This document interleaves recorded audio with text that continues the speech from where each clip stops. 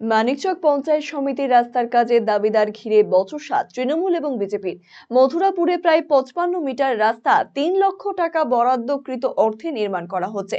ইতিমধ্যে সেই রাস্তার কাজের সূচনা করেছেন মানিকচকের বিধায়ক সাবিত্রী মিত্র এবং মানিকচক পঞ্চায়েত সমিতির সভাপতি পিঙ্কি মণ্ডল। মঙ্গলবার শুরু হয় ঢালাইয়ের কাজ। আর এই কাজ শুরু হতেই একত্রিতভাবে জমা হন মানিকচক পঞ্চায়েত সমিতির বিজেপি বিরোধী দলনেতা উজ্জ্বল মণ্ডল সহ বিজেপি নেতৃত্ব এবং মথুরাপুর অঞ্চল তৃণমূল সভাপতি তথা মানিকচক পঞ্চায়েত সমিতির সভাপতির স্বামী অপু মণ্ডল এবং তৃণমূল কর্মীরা। কাজের দাবিটা নিয়ে দুপক্ষের মধ্যে বচসা বাধে, যদিও শেষ পর্যন্ত দুই পক্ষই আলোচনায় বসেন এবং দুই দলের কর্মী সমর্থকেরাই রাস্তার নির্মাণ কাজের সূচনা করেন। এটা হচ্ছে আমাদের মানিকচক পঞ্চায়েত সমিতির কাজ। এটা আমাদের এই কাজটা 3 লক্ষ টাকার স্কিম ধরা হয়েছে এবং তার আজকে ঢালাইয়ের কাজ শুরু হয়েছে। কত মিটার রাস্তা?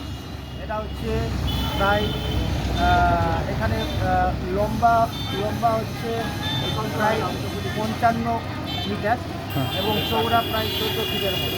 পঞ্চায়েত সমিতির কাজ কিন্তু কাজ শুরু নেই।